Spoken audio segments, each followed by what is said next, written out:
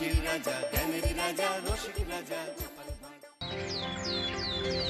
শর্ত অনুযায়ী যদি গোপাল দাদা আগামী ওই 6 দিনের মধ্যে ধার না শোধ করতে পারে তাহলে এই বাড়ি আমার হয়ে যাবে। তুই আমাকে এত বড় কথা লুকিয়ে রেখেছো?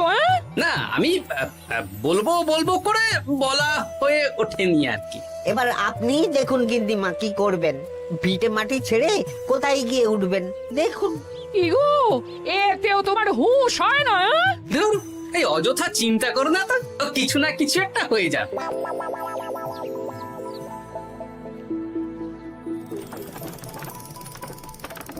বাহ বাহ বাহ পণ্ডিত মশাই, আপনি তো এর মধ্যেই কাজ শিখে গেছেন। আমি তো ছোট থেকেই মাটির পুতুল বানাতে ভালোবাসতাম। বিভিন্ন দেবদেবীর মূর্তি নিজেই বানাতাম, তারপর পুজো করতাম। আমার পরম সৌভাগ্য আপনার মতন পণ্ডিত মানুষ আমার কুমোর শালায় কাজ করছেন। কোনো কাজই তো ছোট নয়। সত্যি সভাকবি মশাই, আপনার তুলিতে জাদু আছে। কি সুন্দর কারুকার্য। সবই আমার মা বাবার দান। আমার বাবাও খুব বড় চিত্রশিল্পী ছিলেন। উনি হাতে ধরে আমাকে ছবি আঁকা শিখিয়েছেন। বাহ বাহ বাবা।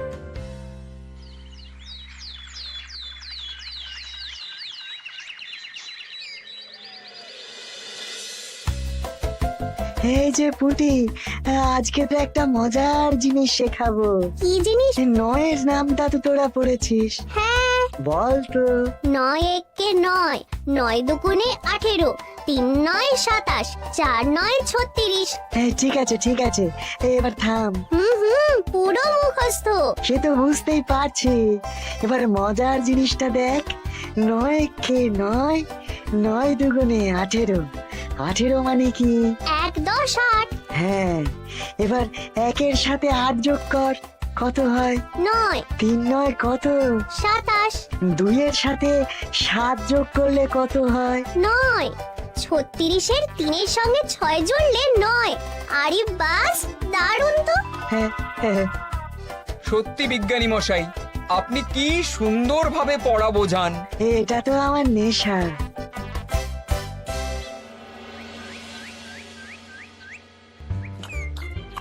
বলছি, তুমি তো দিব্যি বাড়িতে বসেই আছো, কিছুই তো করছো না। সত্যি বলো তো, তুমি ভাড়া মোছাড়া আর কি কিছু করতে পারো? এই এই, আদেশ করতে পারি। গেনি একটু তরকারি দাও তো, জলের ঘটিটা দাও না। যত সব। আচ্ছা, সত্যি তো ভাঁড় না হলে আমি কি হতাম? আমি কুমোর হতাম। মাটির কাজ শুনেছি খুব সোজা। যাই, কুমোর পাড়া যাই।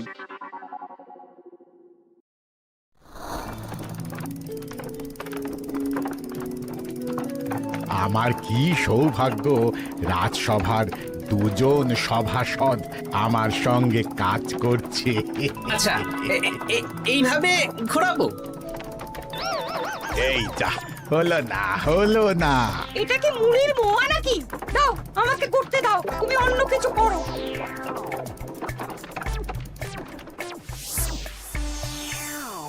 বলো গোপাল দাদা, কি দেবো? মুড়ির মোয়া, তিলের নাড়ু? আমি কিনবো না গো, বানাবো। হ্যাঁ, কি বানাবে? ওই মুড়ির মোয়া। কদিনের জন্য আমার একটা কাজ দরকার, বুঝলে? তা বেশ, তাহলে এসো, এই পিছনেই আমার কারখানা। গুড় মুড়ি সব রাখা আছে, বানাও। এই দেখো, এই যে গুড়ের হাঁড়ি আর ওই যে মুড়ির বস্তা, এবারে বানাও। বেশ, আমি তবে সামনে দোকানটা সামলাই।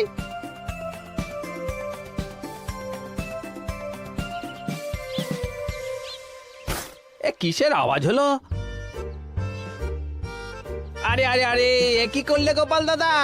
আর বলো না, ওই গুড়টা ঢালতে গিয়ে হাঁড়িটা হাত ফসকে পড়ে গেল। এই তুমি যাও তো, তোমাকে কিচ্ছু করতে হবে না, যত সব বিপদ বাড়ানো।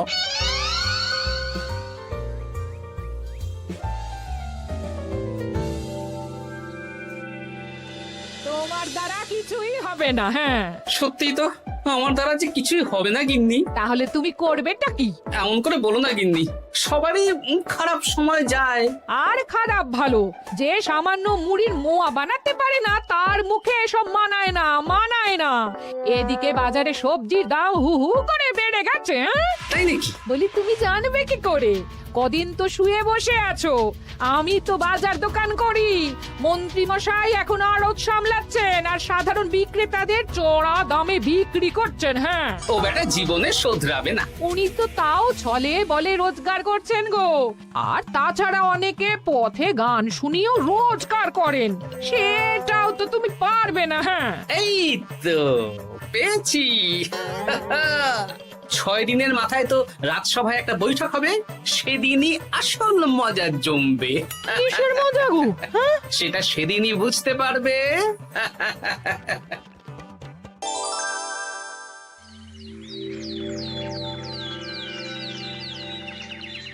তারপর বলো, আজ তো ষষ্ঠ দিন, আজ অবধি তোমরা কে কত কত রোজগার করেছো? মহারাজ, আমি এখনো অবধি 200 মোহর। বাহ বাহ বাহ!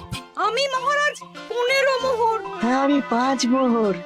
বিভিন্ন বাড়িতে বাচ্চাদের পড়াচ্ছি, শিক্ষাদান করছি দিনরাত। সেনাপতি, আমি 10 মোহর পেয়েছি, আরো পাবো। আমি 50 মোহর অগ্রিম পেয়েছি, আরো পাবো আগামীকাল। বাহ বাহ বাহ! সবাই তো ভালোই রোজগার করেছো। আর গোপাল, তুমি বলো। মহারাজ, আমি এখনো অবধি কোনো রোজগার শুরু করিনি। আমি আগেই বলেছিলাম গোপাল একটা কানা করিও রোজগার করতে পারবে না।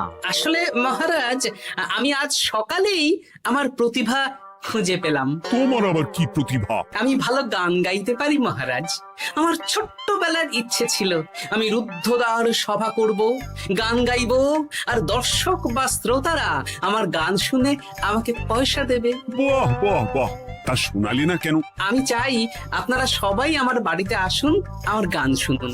এই না না না না না, তোমার গান শুনে অর্থ ব্যয় করতে পারবো না গোপাল। যদি শোনাতে হয় তো বিনামূল্যে শোনাও। তুমি ভেবেছো কায়দা করে গান শুনিয়ে রোজগার করবে? সেসব চালাকি কিন্তু চলবে না। না মহারাজ, আমার গান শুনতে আসার জন্য একটা কানা করিও খরচ করতে হবে না। আমি বিনা পারিশ্রমিকে গান শোনাবো। বেশ, তাহলে কবে শোনাবে বলো? এখনই চলুন, শুভস্য শীঘ্রম। আবার যেতে হবে কেন? এখনই শোনাও। আমার আবার নিজের বাড়ি ছাড়া প্রতিভা বিকশিত হয় না। বেশ তো, এই কদিন টানা কাজ করেছি, তোমার গান শুনে মনটা যদি ফুরফুরে হয়ে যায় ভালো তো। চলো গোপাল। আসুন আসুন, সবাই ভিতরে আসুন। আসন পাতা আছে, সবাই বসুন।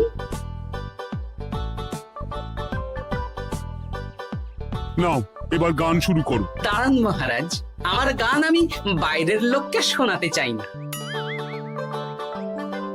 কু কু বাবা, আবার কোকিলের মতন আওয়াজ করছে। কু।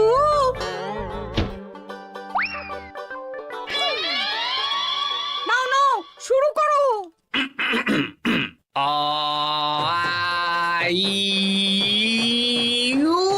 ওরে বাবা রে বাবা! আরে এত চিৎকার করছো কেন? থামো থামো থামো! এটা ভালো লাগছে না? অন্য গান শোনাচ্ছি তাহলে। আকাশে মেঘে বাতাসে বায়ু, জ্যোতিষী বলেছে আমার 100 বছর আয়ু। আরে থামো থামো, আরে কান ঝালাপালা হয়ে গেল। না, থামতে আমি পারবো না, গান শুনতেই হবে। ওরে ওরে বাবা রে বাবা, এই কানে তালা লেগে গেল, আমি পালাই। পালাতে পারবেন না, বাইরেও তালা দেওয়া আছে। বাইরে তালা খুলতে বলো।